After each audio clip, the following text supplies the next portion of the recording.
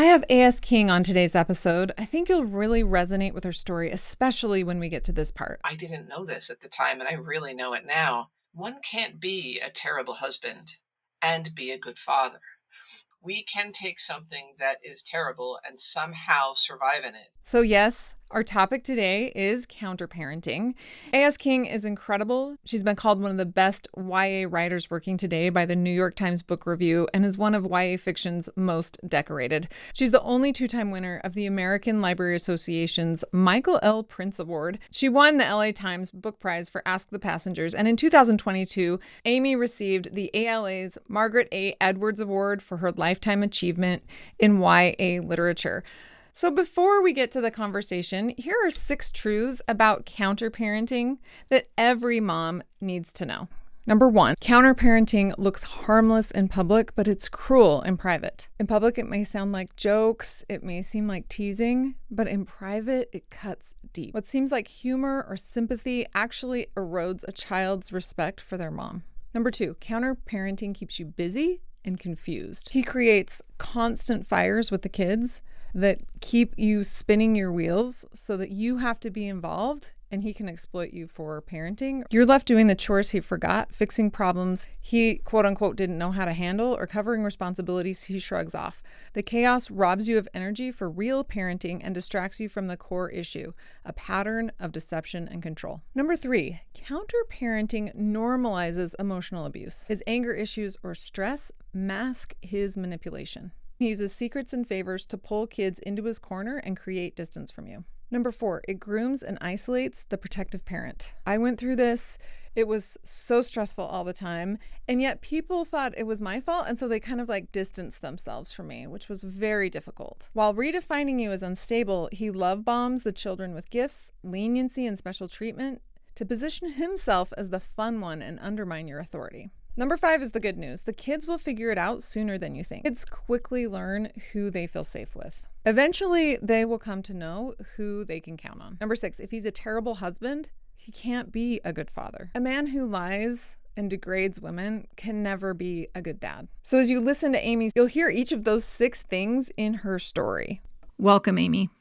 Thank you for having me, Anne. From the very beginning, I followed you on Instagram.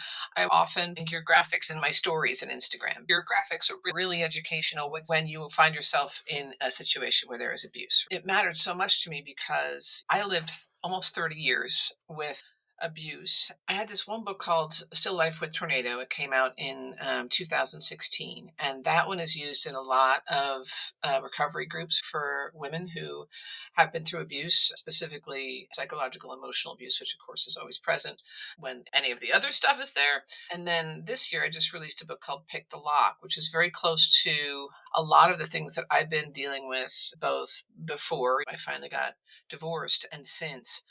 Actually, the book for this year is sort of all about what I found out. And this is part of why I wanted to come here, because I know that there are listeners who are in that space of I can help and I can fix this. And they're stuck, because I was stuck. I was stuck for 29 years. I believed so many things and I thought so many things. And now we all know hindsight's 2020. You learn life backward, right? That's how it works. And what I've learned in the last few years has really taught me that a huge part of the rest of my life is going to be trying to compassionately warn women and young women, and that our levels of comfort and our levels of safety are actually incredibly important, even though society constantly tells us that they are not. Yeah, I just really wanted to come and talk to you about why I love your work so much, having lived experience for 29 years. I'm so grateful that you reached out, and I'm so excited when artists, writers use your unique talents to help other women. So, as you're considering teaching a generation of women through YA fiction about how to recognize abuse, what are some of the patterns that you feel like every woman needs to know, regardless of their age? That's one of the best things about writing fiction for me, is that it's not implicating somebody, even though it's all true. It's sort of like showing the behaviors and showing the reactions to the behaviors. In Still Life with Tornado, for example, the mother has a point of view part, so she speaks from her own point of view. But the father, he's just that silent tyrant, sort of that quiet abuse that's really easy to get away with because it's quiet and it's only aimed at disrespecting his wife. In that book, Chad is always just doing small things that are very unhelpful and very disruptive, but he thinks no one else can see it. Now, from the point of view of the 16-year-old daughter, she can absolutely see it. And in my own life, I was like, isn't that interesting? I'm writing books about how young people can see abuse and can recognize it and are harmed by it. It's not possible to do that. And while that seems, oh, that's unfair, but he takes them to the movies. Or, yes, I understand he does all those things, but he also treats you terribly in front of your children and behind your back is doing some form of counter parenting. And counter parenting is a term I've only really just learned and really understood that that is what my life was made of. And I didn't know it because counter parenting is behind your back. That's the whole point of it, turning your kids against you without even you knowing it because you're so busy trying to fix him and fix the situation and get him back to the guy he was when you got married, who didn't exist, by the way. So for me, the pattern of the person being abused is what I'm really focusing on because there's domestic violence in many of my novels, even my middle grade novels for younger readers, because that young person is in the house trying to help mom see it and help mom escape. I guess I'm writing about my own mistakes. I'm looking at my own mistakes and saying, look, I'm putting this on the page so I can learn from it. And I mean, and I wrote a middle grade book called Attack of the Black Rectangles. It's about censorship and book banning. She still invites the ex-husband over for the sake of the child. She feeds him dinner once a week. And her father, the grandfather that lives in the basement. So it's like an interesting kind of new family structure. And there's this scene where the son is sitting at the table. The mom is doing some stuff in the kitchen. She'd been looking for this mug. It meant a lot to her. And she couldn't find it anywhere. She'd asked her dad. She'd asked the son. So then this ex-husband shows up and she says, oh, by the way, have you seen my mug? And he says, I smashed it. And the kid's sitting right at the table. And the grandfather's too. And she said, wait, you mean like it broke on the way out of the dishwasher? And he goes, no, I smashed it because I was angry. And he kept that terrifying tone. It was interesting because when my editor read that, for some reason, that's when he texted me and said, oh my gosh, the mug scene. And I wrote back to him and I'm like, that happened. It's the idea that we go, he has anger issues. Really? Did he smash his boss's mug? No. Did he smash a stranger's mug? No. He only smashed the things that were important to you. And in the end, he ends up taking things from the house. And the only things that he takes are things from the son and the ex-wife. And so it's these sort of things I don't have any time for anymore. I don't have any time for it because I got free. It's the best thing. I wake up every morning going, oh, putting my hands up like I just want to race every single morning because I'm free. And it's wonderful. The Pick the Lock came out and I'm a weirdo too, right? So I write weird stuff. But I also write trauma specifically because regardless of what kind of trauma I'm putting in there, I think weirdness really helps. There's an emotional currency in weirdness because when one has gone through trauma, you feel weird because the world's like, shh, we don't want to hear about that. Why don't you just solve that problem by yourself? Be cool. Shh. And that's a terrible way to deal with trauma. That's how we've been dealing with this. Is most people are kids. Everybody's like, no, well, don't talk about that. I believe that people should talk about their trauma. So in Pick the Lock, it's really about the counter parenting I learned about after the divorce. I got to tell you the story about the guy at Target. Classic counter parenting and totally acceptable in our culture. This is a real like old style Rodney Dangerfield almost kind of joke. He's got 3 girls and he's at the self checkout. The kids were probably at the most, the oldest was maybe 9. The others were pretty little, down to maybe 4. And he's got the 3 girls there around the cart. He gets some cash back. And when he takes the cash out of the machine, he goes, and you know who we won't give this to? Who won't we give this money to? We won't give this money to mommy because what's mommy going to do with this money? All she's going to do is spend it. That's not what you tell your children. If you're still married to her, you have her back. That's the whole point of a partnership. This is a huge type of psychological abuse and emotional abuse that people do to children. He thinks he's being funny, but he's not. That's just mean and nasty. But that's a really typical sort of everyday example of what counter parenting really is. Because your books are YA and the main character is a young adult, they are seeing the abuse from a different perspective. How has that helped you to process abuse, seeing it from this different perspective than, say, the wife of the abuser who maybe doesn't realize what's going on, or maybe she does and she doesn't know what to do? She's resisting it by trying couple therapy, or she's resisting by going to clergy, or she's resisting in a way that's not keeping her safe. It's not keeping her kids safe, but it's the best she can do because she doesn't understand what's going on. Like, if I look back at now 35 years of my life, it's more than half of my life. I'm 54. So, like, when I look back at that amount of time and look at how many things I was lied to about, holy cow. And now I'm starting to see the small stuff, like dumb stuff, like this is how we paint the thing, or this is how we clean brushes. Or it was like, no, that's just what you think. It's not actually the only way to do a thing. I had to answer a question recently on a college financial aid application. It asked, is the person remarried? I was like, no. But I almost wanted to put a question mark behind that because I'm not sure. And does the person have other children? I'm like, unknown. I got lied to so much that I honestly wouldn't know. I would never hurt a person intentionally. I would never take someone's pain and use it against them. And I was just listening to one of your episodes about forgiveness being used against you. Some of the worst things that ever happened to me, of course, I shared those with my spouse. When you share that with a person, you expect them to keep that private for you, the way that you're keeping things private for them. I got a lot of interesting messages in the last few years. A few of them were from women that had worked with him, and they knew what they thought were secrets about me. Now, they were lies, they weren't secrets. He made up secrets based on the terrible things that happened to me and told people that's what I liked. And he actually tried to pick up women by saying that I liked these weird things and he just couldn't do those weird things. It was like, wow, not only is that wrong, but when you share with somebody that you have been sexually assaulted or raped, and then they turn around and they use that to pick up women at work, then gets let go for serial sexual harassment. He's a mess, just a walking, lying mess. The lying is the most important part. For meet you. Determine if his character is a liar, which is an abuser, because lying is emotional and psychological abuse. Because you can't process the information if you don't have that baseline understanding. But once you realize that, then everything changes. Like a woman might say to me, his therapist told him that I probably am suffering from childhood trauma. And I always want to ask, who told you that his therapist said that?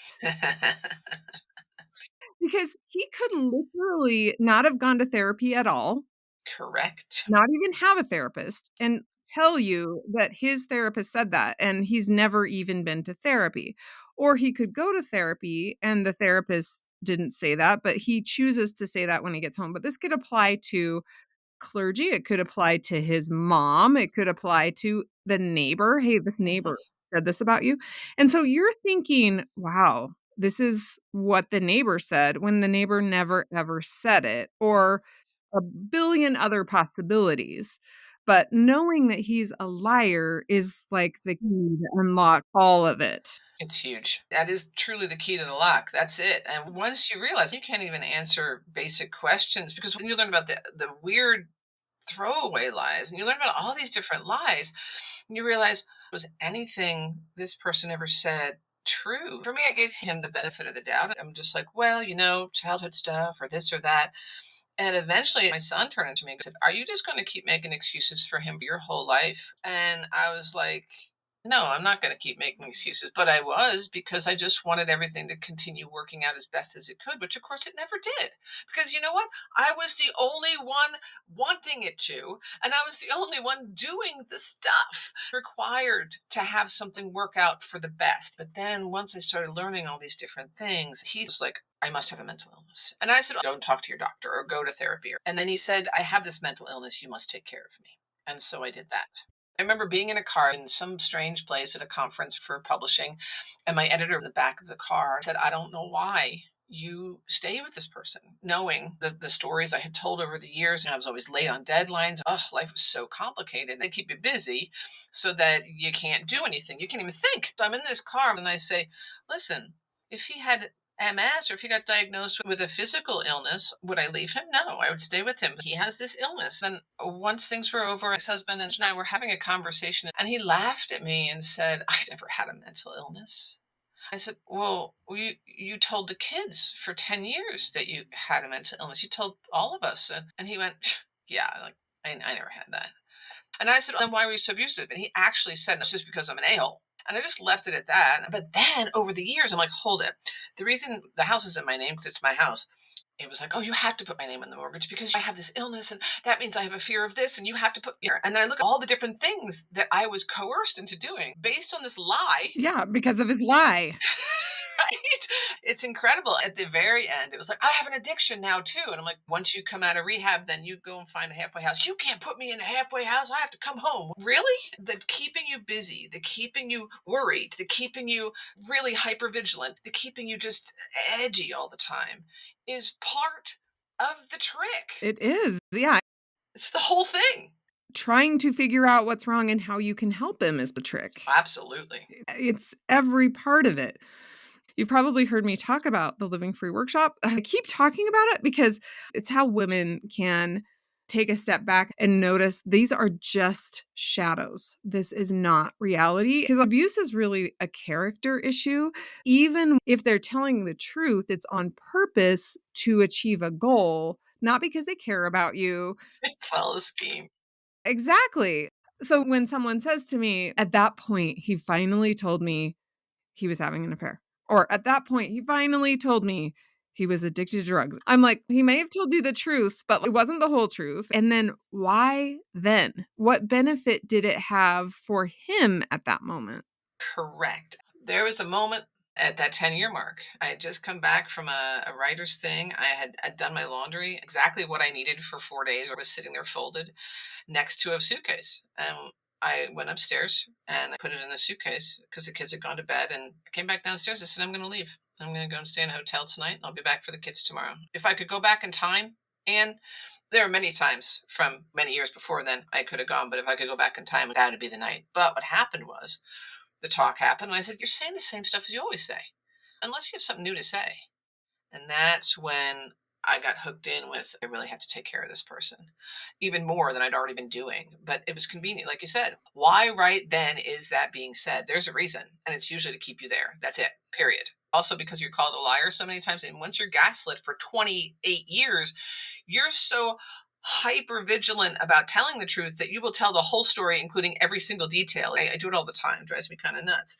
It's really annoying. You'll still believe the things that they say. So I'm a few years divorced and actually had 7 strokes in about 26 hours. Wow. Well, I'm fine. Went to my physical therapy. I kicked butt. I got my right side back. Everything works. Oh, I'm so glad you're okay. Still a little weak. I still use the cane if I'm feeling extra tired. But anyway, I'm fine. So because I'm a writer and an artist, I have a really beautiful group of colleagues and friends in the business. And also, I'm 100% self-employed. Like, it's check to check. I don't know how I do it. But when news went out that I had a stroke and they knew I was in the hospital, one of my friends started a GoFundMe to fund the few months for recovery and go to physical therapy and learn how to use my right side again and balance. Same time, I was planning a few things for this summer. My son and I were going to go to Europe. Once I was on the meds and had my second checkup, I had said to the doc, is this dangerous or is this smart? They're like, no, you're good. You can do that. So we had to let dad know.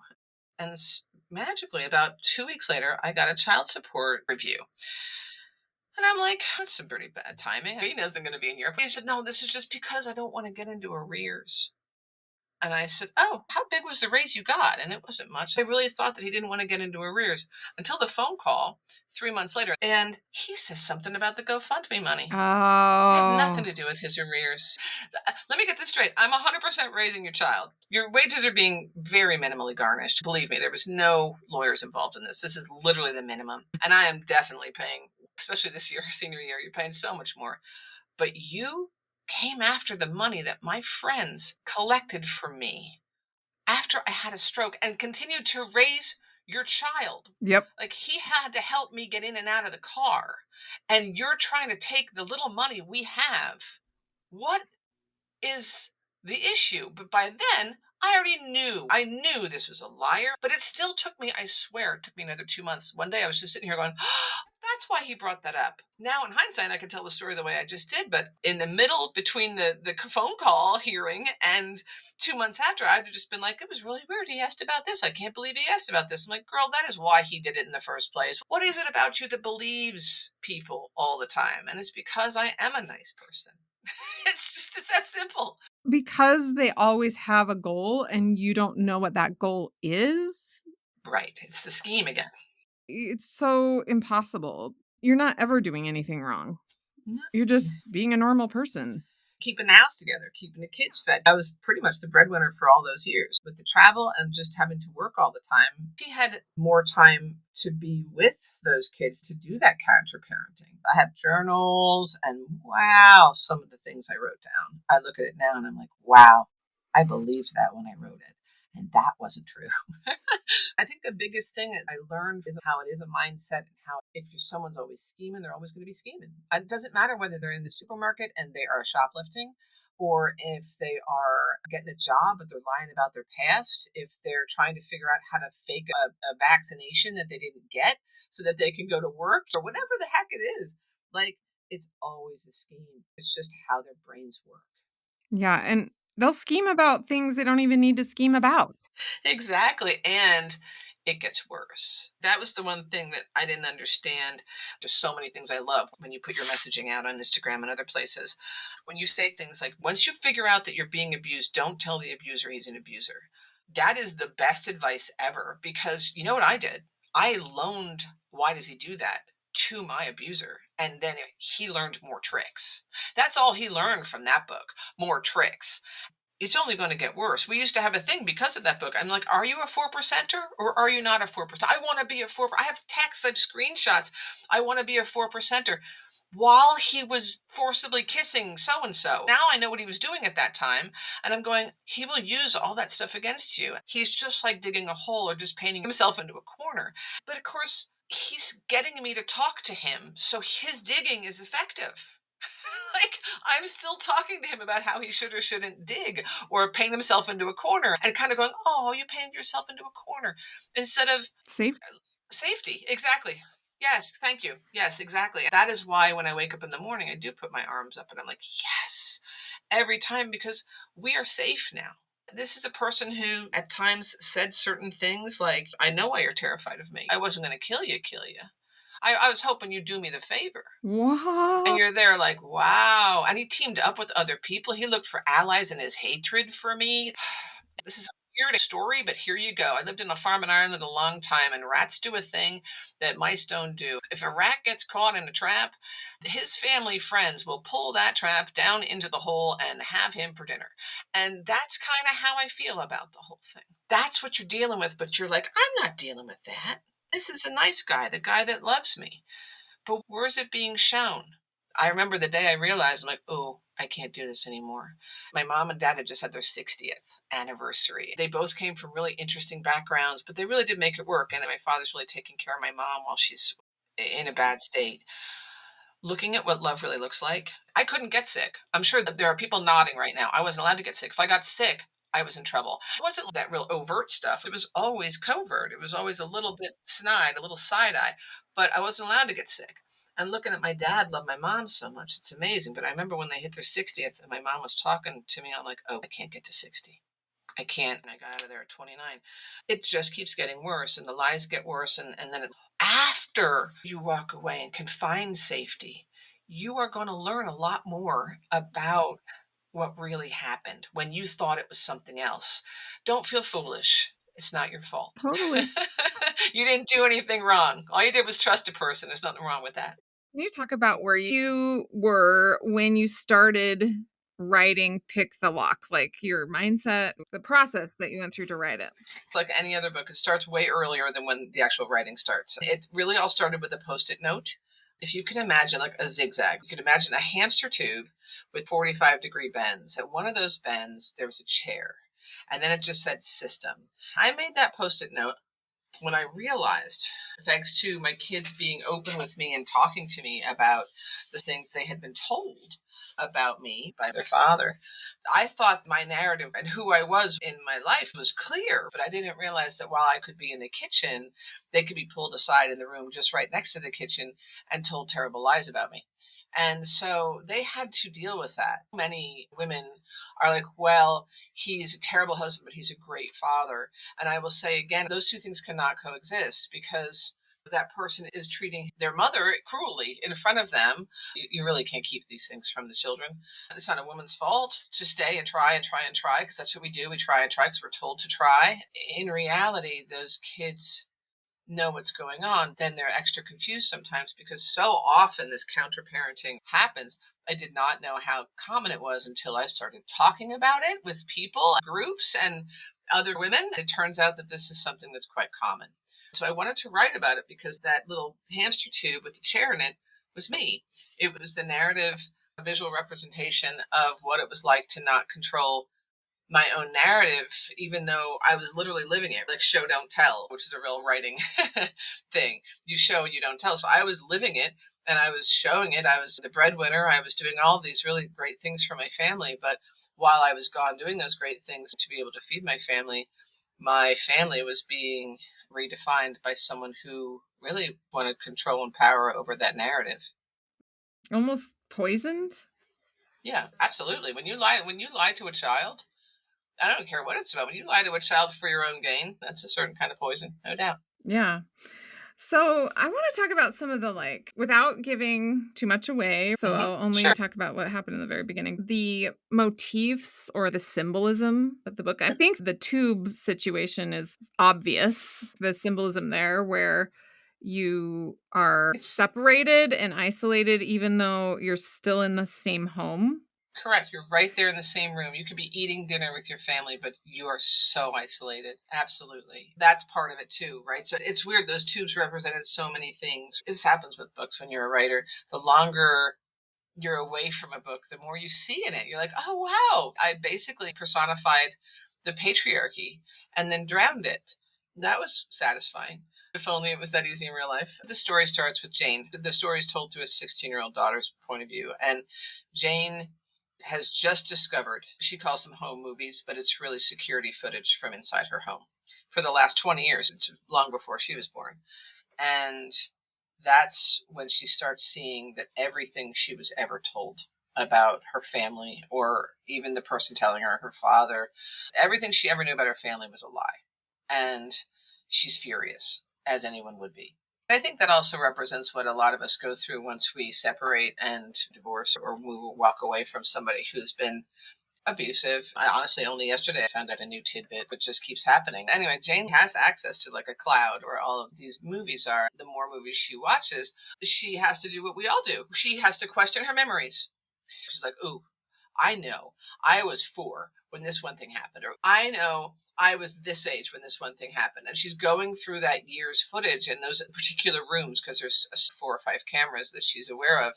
And she's trying to find these memories she has, and she can't find them, or she finds partial ones, or most importantly, she keeps finding new ones that she doesn't have as memories, but now they're right there in front of her. And it really explains her parents' relationship. It explains everything she blamed her mom for, because that's what she was told to do and encouraged to do.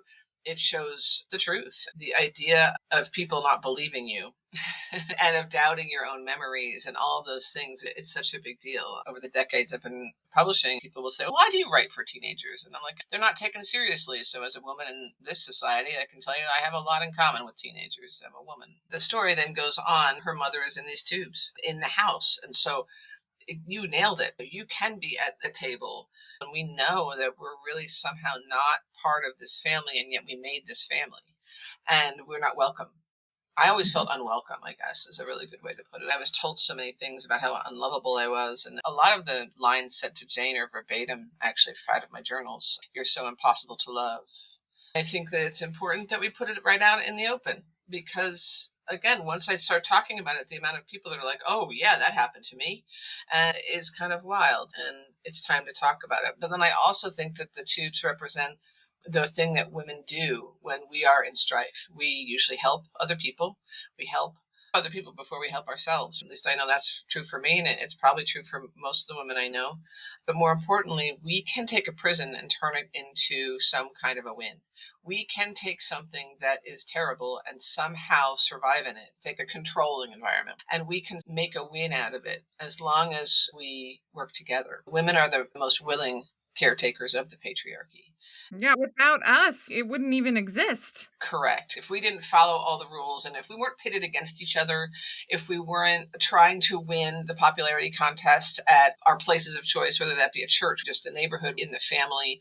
I remember at one point in my family, we have a few cousins and siblings, and I remember one of them going, well, I did this first. I got married first. What is that about? I got married first. What is it? What is I have to have the baby first? I remember someone saying she kind of pressured me because she had to have the baby right then. And I'm like, why? But this is all patriarchy. This is all control. They have us pitted. And it's the exact same. We have a larger model right now in the country of pitting. You pit people who are at the bottom against each other, and you can just do whatever the heck you want at the top.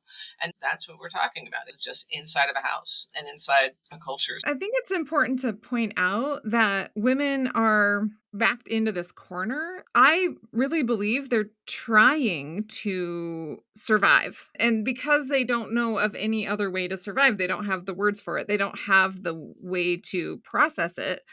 They are trying to succeed in the best way in the environment that they are aware of. So it's not like they're not on their own side. It's just that because they're living in a house of mirrors or tubes or whatever metaphor we want to use, them being like, I'm going to be the best brownie maker here because that's the only world they have. So them upholding what they don't know is a system that is oppressing them, but at least they are trying to succeed in that space. So giving women credit for how powerful and ingenious they are when they don't actually know what's going on, I think is important, because once they hopefully can wrap their heads around what is actually happening, I think that helps them to say, whoa, whoa, whoa, what I've been doing actually has not been for me. I've been exploited.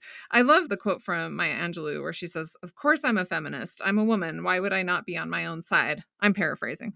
So I want to talk about the symbolism of this Victorian home, because that was very interesting to me, the juxtaposition between a Victorian home with all this Victorian furniture representing the past, I'm guessing. That's another thing I love about literature. Even though you're the author, I could have my own interpretation. That is the whole point. Once it leaves my desk, it's up to you.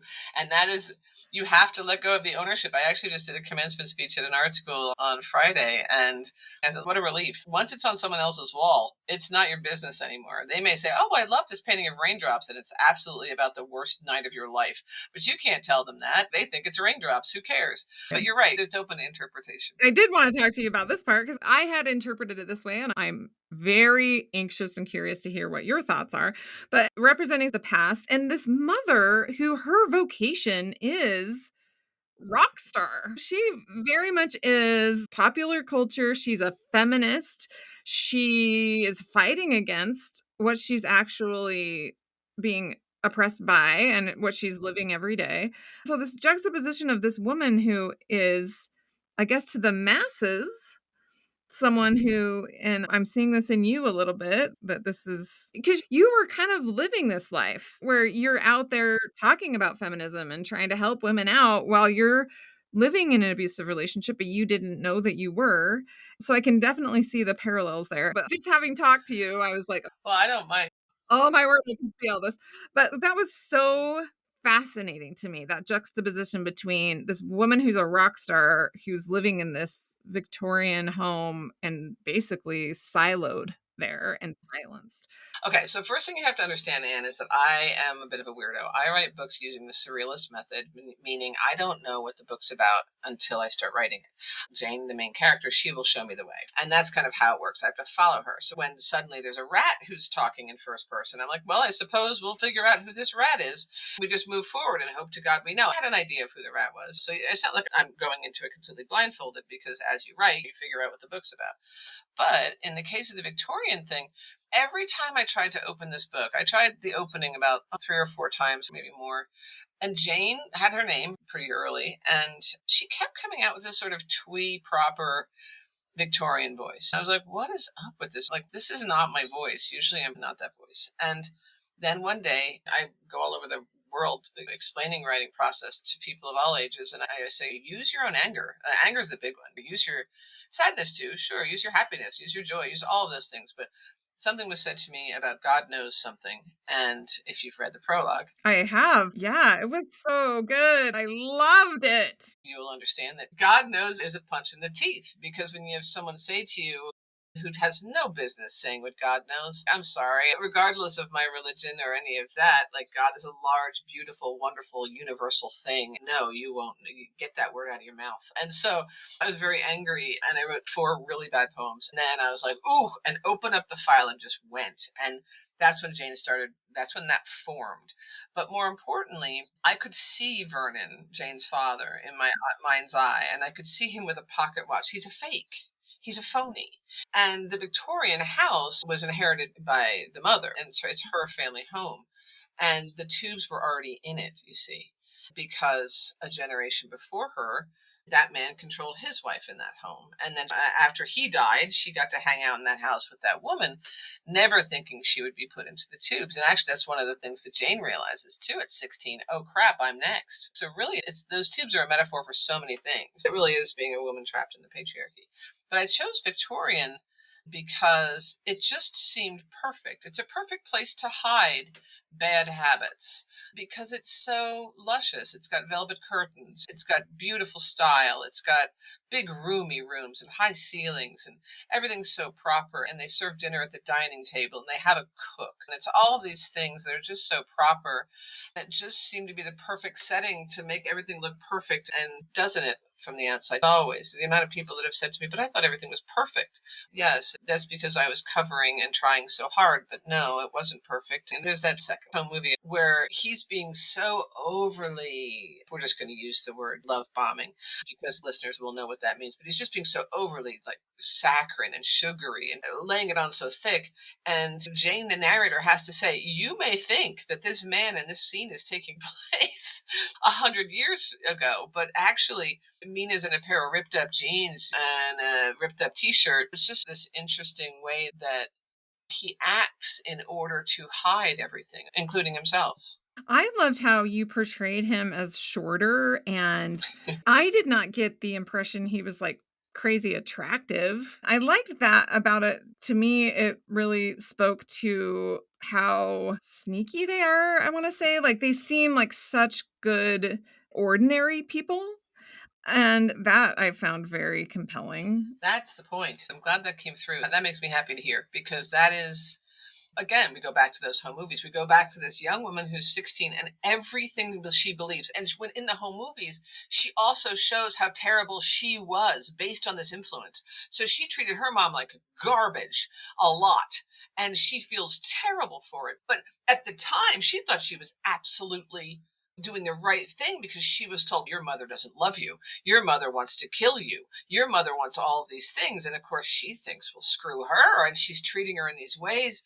And now she's finding out it was all bull all along. So it's interesting that you describe the Victorian home as perfect. And I was, of course, layering my own experience onto what I was reading and how I was interpreting it. But in my mind, it was very dusty. There was too much stuff, like an arrangement of dried flowers, for example, or the curtains were just very heavy. Everything felt very oppressive to me because as I was reading it, I was getting kind of anxiety. Every time it was described, I just thought, oh, this place is stifling and suffocating. That's perfect. It's still decorated in Victorian, except I see the kitchen as modern in my head. I think it's a perfect juxtaposition with this large plexiglass tube in the corner and the fact that there's a woman in there.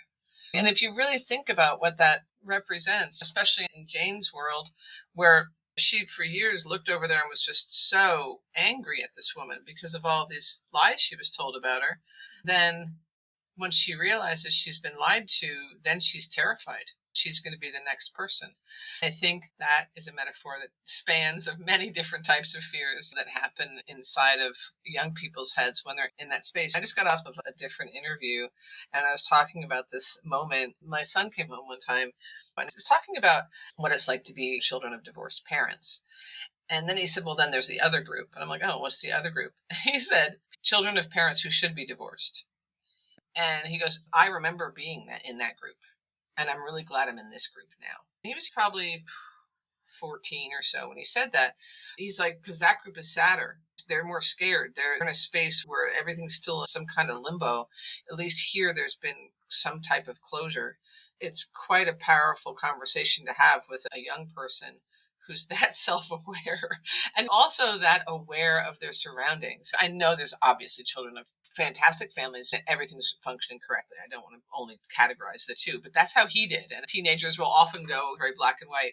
And that's what he said. I found it just really interesting that they truly have these conversations. Gen Z is so smart and they are very aware. Children are incredibly resilient. The biggest fear I had once I had children was children have to have two parents. And that's what I was told many times. This is the way it works. And then more than one person since has said to me, no, a child needs one solid parent and they're going to be okay. Hearing that over and over again and knowing that I'm solid. I'm not here looking to have relationships right now. I have to parent. That is my job. In that way, I didn't think of it until you were just describing this, but that Victorian setting also kind of represents a level of maturity that a child can gain from this environment. Oh, yes. Oh, the parentification. Absolutely. It's like an old wisdom that they'll have, wisdom beyond their years, that kind of a thing. Yep, and not the kind you want them to have, but it's sadly what they get. Both my kids were wise beyond their years because part of their childhood never happened because they were so busy listening for footfalls. And whether they were angry footfalls, whether they were sneaky footfalls, they were so busy trying to figure out, is this person walking up or down the steps going to do something erratic? And on the other side, looking at mom being like, what's going to be her excuse today? And it sounds very harsh, I know that, but it's also very real. Kids are very honest. As much as we peg them as liars, same as women. We go back to what I have in common with teenagers. In actual fact, I think they're the ones closest to the truth. Out of the mouth of babes, we say. I remember the first time I sat the kids down and we said, there's going to be a separation. And my eldest said, oh, God, I've been waiting for this since I was 7. And I just thought, oh, my gosh, take note of that. Take note of the guts it took to say that out loud at that time, which could have been considered inappropriate, but not really. This is however old she was at the time, 13-year-old or something. So the first thing I think we have to really discuss when it comes to young people is that, A, we don't give them a lot of credit. It's one of the reasons I'm a fierce advocate for teenagers. We take things away from them versus giving them credit. But more importantly, we would have maybe taken a comment like that out of context and said a classic dramatic thing for a teenager to say. But in actual fact, she was serious. She saw things since she was 7 that made her go, this isn't cool. She was getting pulled aside and having things said to her about me, but I didn't know that then. And I don't know about what else. When you're in it, you can't figure out what to do, especially because it is so confusing. You're so confused, mostly because this person is looking at you saying, no, I really am that guy that I was, and then acts differently. Or, yeah, I really do love you, but then does something that's fiercely not loving. So it's just constant confusion because you're trying to make sense of something that doesn't make sense. And the reason it doesn't make sense is because they're lies. That's why, because you're being lied to. 100%. It's kind of amazing when we look at children and how unbelievably mature they are. And that Victorian setting and what eventually we learn happens to the little brother. I haven't mentioned Henry yet since we have listeners who have not read this book. The little brother's named Henry. He's a few years younger than Jane. And Henry, because it's Victorian times, he's treated very well because he's a boy, isn't he? And he's Vernon's boy. He's treated well, but he's not given the secrets. So this is another part of actually what we're talking about when it comes to this counter-parenting. We've got the parent who's got the control of the family who's like, I'll let you in on a secret. So that's where the lies come to. Let me tell you about your mother. Let me tell you about this stuff or these stories. But more importantly, they're let in on things that they shouldn't be let in on too early. So whether it be, hey, have a sip of my beer, or do you want to toke off this joint, or do you want to try cigarettes, or whatever it is. I don't have another word for it. That's just grooming. That happens so often in families like ours where it's just grooming is to get control, period. That's the point. It's not there to get someone to think for themselves. Because an author for young people whose books have been banned, that word is thrown at me. And I'm like, listen, I write the book to help kids see themselves in books. That's it. And to talk about the truth. But that word is thrown at me. I'm not trying to control anybody. But when someone tells me what my kid can read, oddly enough, That's you trying to control somebody. And that's really what grooming is for. Henry is very obviously groomed by his father and is the favorite simply because he's a boy, but is also very openly neglected and is a tragedy in the making, really. I see him doing okay once the bad influence is out of the house and away from him. But what that man did, it's the collateral damage. It's the stray bullet. He may be aiming at the women in the house, right? Because he hates women. I need to get down to the fact that so many men hate women. If they don't face it, talk about it, and correct it in a way that makes them somehow compatible with women, they're going to ruin the women that they're with. Well, it's bad for everyone. It's not just bad for women. It's really bad for them too, because that's 50% of the population that they don't take seriously. There's that. And if we get into the patriarchy, the men suffer. I don't want to say they suffer from it more, but we're really used to it. So women are really used to it. We're like, yeah, I know my place. I know they're going to tell me what to do. I know they're going to take away my health care. I know they're going to do these things and try and control me. And we tend to find really great ways through. We figure out how to get around these things so that we can continue going to college. We find solutions. As people who raise whole families while also doing 12 other things, we all know we're the problem solvers. Also, from behind the scenes, we're solving all the problems, just not getting the credit for it. Correct. I don't want to say we can handle the patriarchy, but we've lived in it so long.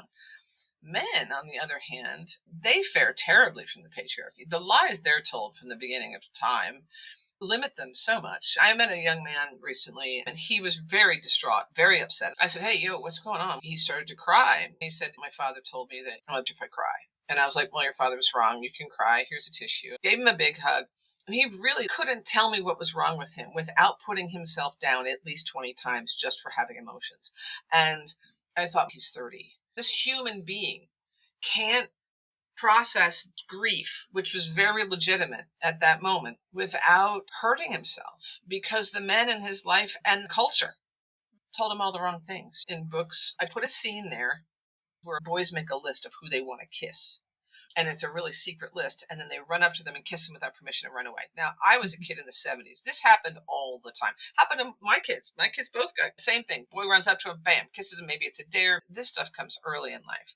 If some second grader is running toward my child to kiss my child because he likes her, someone missed an opportunity to tell their child that's not what happens. You don't do that. But this is what the culture is. And especially when she has your babies, you own her. She has to do what you say and act the way you want. If every 5 minutes what you want changes, she somehow has to keep up with that. I felt like I was tap dancing for 3 decades. We get these headlines about the male loneliness epidemic or what you believe women owe you. I'm like, no offense, but maybe if you'd stop being terrible. Yeah, sorry. I can't stand those articles. I'm like, what in the world is happening? I'd like to ask a bunch of married women if there's a loneliness epidemic for married women. There's an epidemic for you. There's been centuries of married women who are lonelier than ever. Maybe if men looked after that, maybe if that was written about, men would go, oh, but they wouldn't because the culture tells them to go, pfft, and women say anything. It's all a trap. And we're all trapped in it. Every single one of us, every woman, man, child, everybody, every person is trapped in it. It's a construct. And this is one of the reasons I live in a little artist's bubble. Speaking of the prologue, hit me really hard because the book that I'm writing is all about lies. I know I talk about how pornography is abusive, but it really does, and my whole book is about this, come down to the lies. Because if they didn't lie, then he would say, hi, I am only interested in you because you have this Victorian home that has these tubes. And I know that if I marry you, I can use you for all this and I can stick you in one of them. So you seem like the perfect wife for me. Yes. Do you want to marry me? That would be the truth. And then she could say, no, I don't. But the whole thing is built on lies, lies on top of lies. In my book, I say this one part, let's just talk about pornography without the lies, because they lie to us about porn or their affairs or other things that they're lying to us about. Then I'm like, wait, the whole pornography industry is a lie. There's so many layers of lies on top of lies. And without the lies, we would be able to give consent. Some women might choose that, but so many women would be like, I don't really want to marry you if you have a mistress that you live with in an apartment. And I need to tell you, it was your Instagram that made me understand informed consent in such a great way. And it really changed my mind about what I'd been living through and realizing how many women are being lied to, but are also having sexual relationships with people who are lying to them. Therefore, they are not informed, so that consent is null. And in the future, at some point, when they learn about the lies, all of those experiences are going to have a different flavor. They're going to be colored differently. And it's going to feel exactly what it felt like at the time, but you couldn't say it out loud. Right. It felt like that, but because you didn't understand what was happening, you defined it the best way that you could. Maybe you put a silver lining on it. Maybe you explained this is how it works because you had no other way to process it. So, in your processing it to empower yourself, which was your intention, it just played into the lies without you knowing, which is so unfortunate, but that's their intent. That's what they want. Absolutely. The lie is everything. And that's why the book starts with the lies. And the fact that the older I get, the more I realize this. And I remember hitting my 40s and going, oh, and now I'm in my 50s. I'm like, oh, this doesn't end. Everything's about the lies that we're taught. And on a larger level in the culture, in our families, before we get into a relationship and then inside the relationship. But I love how you said, if they just told the truth from the beginning. Imagine they were like, look, I just want to piss my wife off and you're under 40. And I think that if we dated, that would work out great. And in a way, sometimes I appreciate the guys on online dating. They're like, I'm just into fun, casual dates. That's code. And we know it. But some of them actually mean it literally. That's the funny part. They don't realize that there's other men out there who don't mean it that way. I appreciate that they can at least admit it. Something that my mother said to me. Her father was a very severe alcoholic. He died of complications from alcoholism. He was also an abusive man. She said to me, Amy, my father wasn't an abuser because he was an alcoholic. He was an alcoholic because he was an abuser.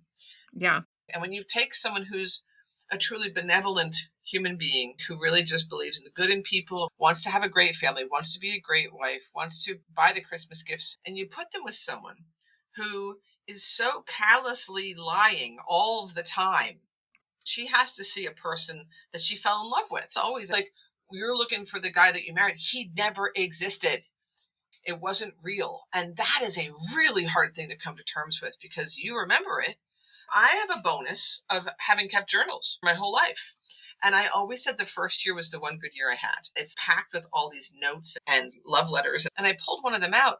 And in it, in that year one, it was me pleading for forgiveness for having hormones. Now, I was raised in a family where 3 girls, and my mother was a high-ranking administrator in a school system. You did not use hormones as an excuse ever. And that's not for me to take it away from people who have definite mood swings because of hormones. The fact that's held against us is ridiculous because look at the erratic hormonal swings of men. But I really didn't have those sorts of swings. I can check what happened in year one. Look, it wasn't as great as I thought it was. He was already grooming me to start blaming everything on me and all the responsibility. Also, I can see all the moves of isolation. So that is the one thing that did get me to see what was really going on. I wrote down every time anything happened that just made me feel terrible or degraded me or was abuse. And when I started keeping a log, it was very obvious what had to happen. This is why I think abusers keep you so busy. Yeah, so you can't notice. I was going to tell you, so my book that I'm almost done writing, I am more of an essay writer. So writing an actual 350-page book has been like the worst, I have to say. I really think you're amazing. But it's the reason why. When you said I'd love for someone to research, over the past year, I went through all of my podcast interviews again and I listened to all of them like a research study. So based on all of those interviews and all of my experience with our clients and interacting with women over the years, I'm almost done. I really want to get it right. It's good for research too. Getting it right is the thing. The whole thing is just about the lies. Amen. Thank you. That's great. You've brought to me in this podcast just today the lies, right? No matter what, no matter how many times I go through it or how many times I think about it, the lies that you find out about afterward are unbelievable. You could have said to me, Would he ever do this? I would have said, never in my life will he do that. What's interesting is that he's probably saying, oh, well, she did that. Never did that. I travel for a living. I had the opportunity to cheat a million times. Never did. Not like I had the opportunity. I never looked for it. I'm sort of a dork who just wants to be in my hotel room by myself, and it's cool to order room service, and then I work. That's it. I work. So I don't want to do that. Most people think that other people think like they do. And one of the things I get asked, what do you wish you knew when you were our age? I said, this is going to sound heavy, but I mean it too. And you guys are teenagers, so you're going to get it. Here's the deal. Everybody tells you to give everybody the benefit of the doubt, especially if you happen to be born female. You want to give everybody the benefit of the doubt. You have to be nice. You have to be kind. You have to be sweet to everybody. You have to accept all this behavior. And anybody who's being rude, they just don't mean it. Anybody who's being mean, they just don't mean it. They don't know how mean they're being. That's not true. What's true is that there are people in the world that want to hurt you, break you down, make you theirs, control you, lie about you, and they want to use you. The sooner you know that, the better, because I didn't figure that out till I was 50. And not just when it came to my romantic life. There were other people in my life who were very close to me since I was a very young person who were doing that to me. So everything's a lie. Why is it so hard to get help? When I finally had the guts to pick up the phone, and I was 3,000 miles away from home, isolated, and call the people closest to me, whether they were family or friends, and say to them, but especially the family, this is what's happening. This is what's really going on. I don't know what to do. I need help. I need to get out of here. Nobody knew what to do. Right. Exactly. That's why Mina, Jane's mother, does what she does. She helps people because nobody knew what to do. And it was as simple as send me a plane ticket. And I didn't know to ask that, though. I didn't know to say, I need a plane ticket. I'd only just said this for the first time after 7 or 8 years of this. And at that point, I was so beaten down as a human being, just like completely didn't even know who I was anymore. And I'm a strong, confident person, always have been in so many ways. I had no idea what to ask for, and no one knew what to offer. And if I could tell women out there, listen, the minute you're 15 years old, this is what happens.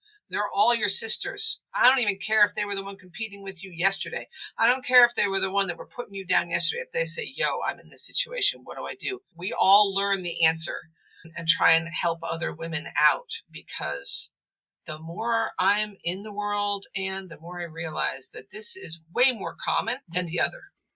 The perfect ideal relationship is a beautiful thing. I know a few people in it. And is it hardest work they ever did? Absolutely, man. It doesn't come easy. But they two adult people working toward the same thing. That is incredibly rare. That's what I'm finding the older I get. Now that I can eat the senior meal at the diner, and I can tell you what, man, I don't know many people who are in that situation. Most are not. Yeah.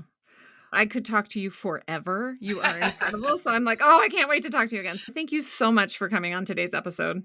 And I'm always so happy to be on your side, actually. Yeah, you're doing great work. Thank you for what you do, really, in a huge way. And thanks for the conversation. You're awesome. You rock to be on this show and to be part of anyone's journey to healing. It's the most important thing in the world. Fiction helps.